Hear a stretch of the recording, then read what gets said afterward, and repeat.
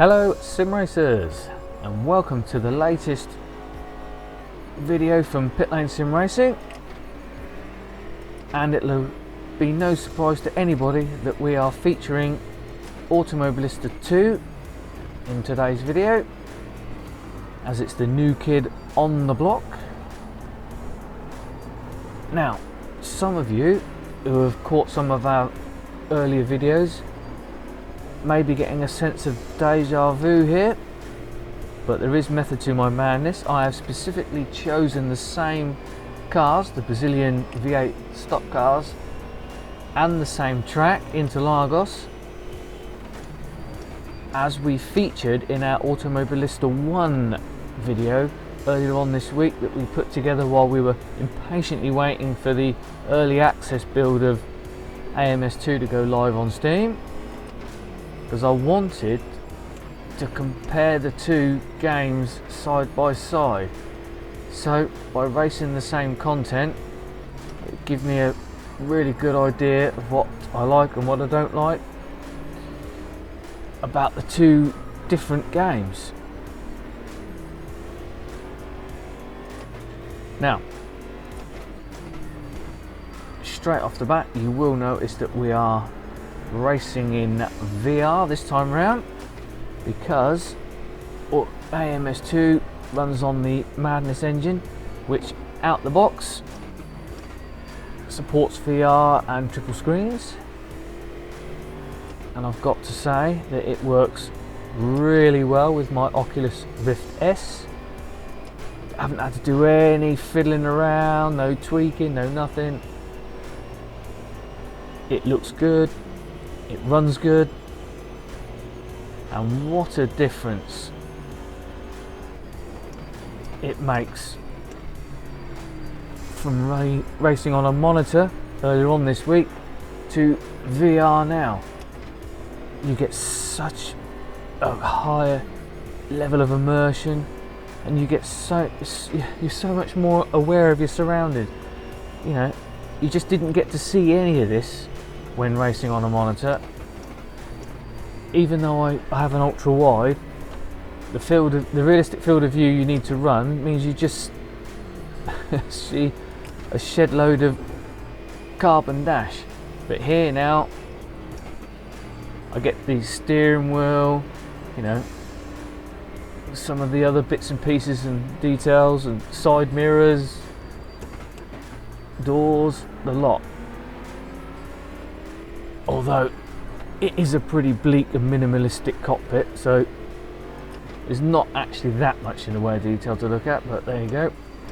We'll find out what the other cars look like as we make some more videos as we spend more time with this title. Now, I didn't race out of the blocks. Oh dear, knocked up the rears there a bit to get a video out, because for the first couple of days I was having some trouble with the force feedback. Now, I run an AccuForce direct drive wheel, and I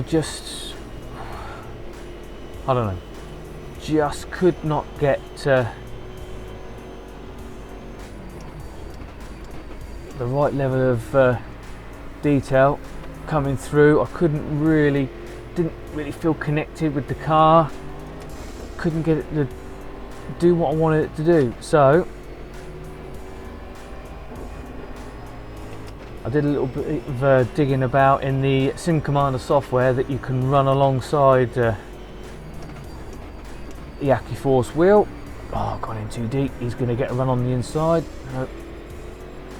And fortunately, the guys at Sim Experience have come up with a AMS2 profile already, because there's no AccuForce setting within the game. You can only select one of the more, you know, common brands, your Fanatics, Logitechs and all that lot. They've got profiles built in. So I'm using an external profile that comes in the Sim Commander software for my wheel, and that has completely changed the game.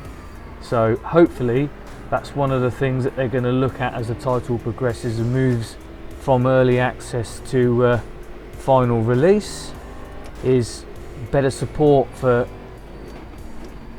direct drive wheels, higher end wheels, built-in profiles, because initially it feels really disappointing. You jump in, you think, right, okay, here we go, and it feels very Project Cars 2, very flat, very uninformative. But I've loaded up the profile, a couple of small tweaks, and straight away I jumped in and it felt like a different game. So if you are a direct drive wheel user, you will have to create some sort of profile in whatever software you use to run with your wheel, because there isn't any major support as of yet built in. AMS2.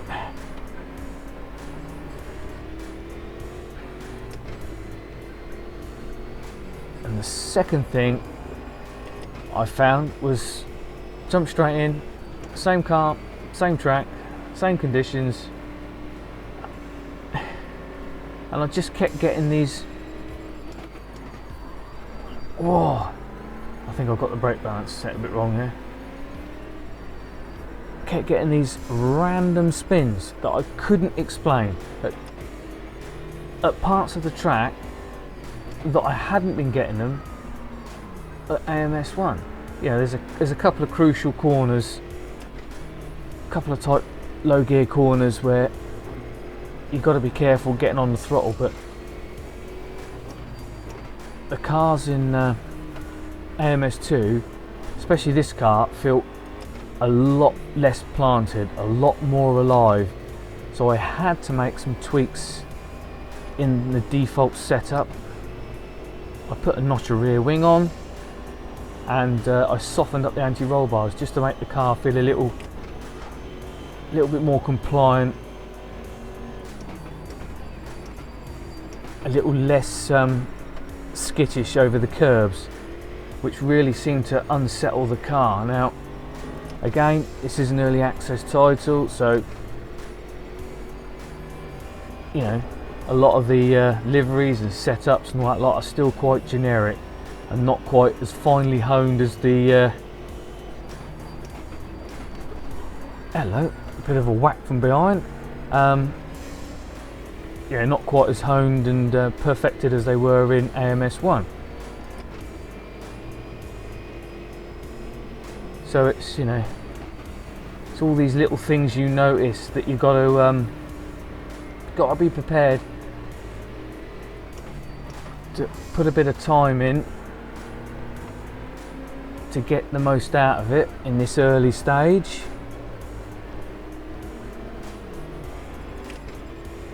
Got no doubt that Reiza Studios will get round to putting in some more effective baseline setups as they did with AMS1, but I'm quite sure it's probably not on their highest list of priorities at the moment. What else did I find out the box that caused me a few problems? The brakes. I got Fanatic V3s with low cell brake pedal, but I just found that I was locking up all over the place. So luckily in the car setup you can reduce the brake pressure, and it's standard at 98. I've knocked it down to 90, so I can be a little bit more heavy-handed with the brake without locking anything up. And it's certainly, you know, softened the car up, backed off the brake pressure. Oh crikey, I can't talk and drive. It's certainly made a lot of difference. So after spending a couple of days tweaking and fiddling with the setup of the cars, I've finally got something that feels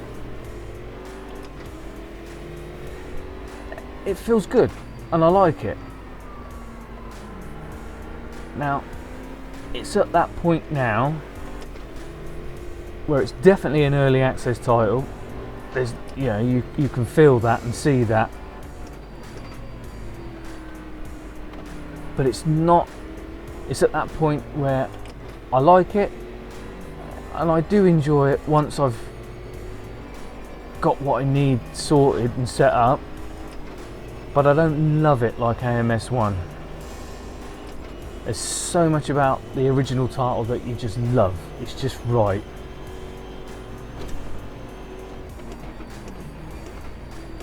And I was quite, you know, initially when I first fired it up, I was disappointed. Even for an early access title, you know, I'd seen the YouTube videos, I'd been following it, and I'd got on board the hype train. And I was initially, I thought, but thankfully, after putting a bit of work in and sorting out some of the initial issues, I'm starting to settle in with this now. I'm starting to enjoy it and like it, but it does feel different now. Whether that's different good or different bad, I don't know,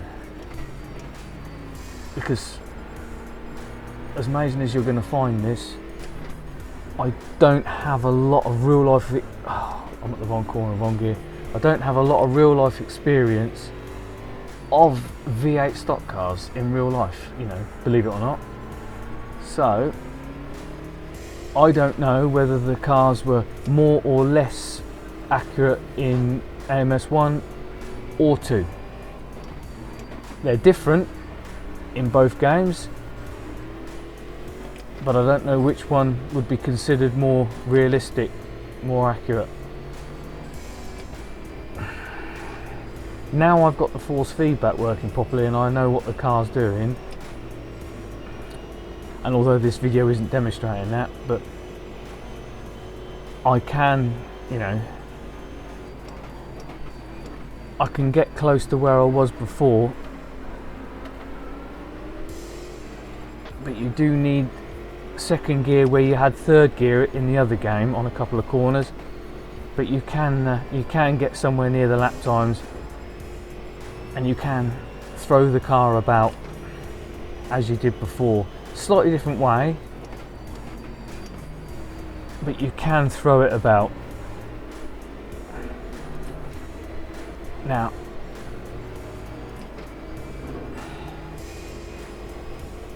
I have had some good races with the AI after you get through, not necessarily the first lap, but the first 3 or 4 corners.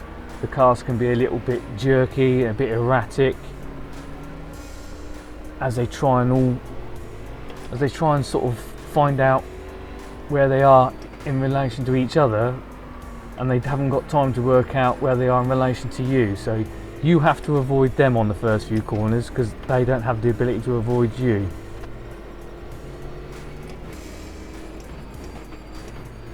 Now, again, early access, I don't know how high up the list AI is, but again, it feels, the AI do feel a bit, I don't really want to keep saying it, but Project Cars 2-ish rather than Automobilista 1. But again, once you turn the aggression down a little bit so they don't keep dive bombing you and ramming you, and you get the first few corners out of the way with, they will put up a good fight. They will make you work for the pass.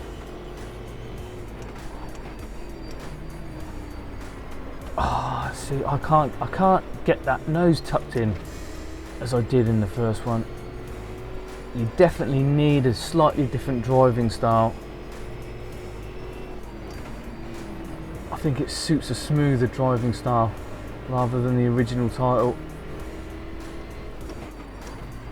and I haven't quite got that mastered yet, but I'm not spinning out and spinning around like I did when I first fired it up. which has certainly made the game far more enjoyable. And surprisingly enough, I did a 15-minute race against the AI off camera so I could fully concentrate, and when I did the race before in AMS1 I got 10th, and I was 9th on this, so I was ending the races in the same sort of positions with the similar sort of lap times, but I had to change the way I set the car up and the way I drive slightly. Like again, I say it's different. I don't know whether it's different good or different bad, but it is definitely different.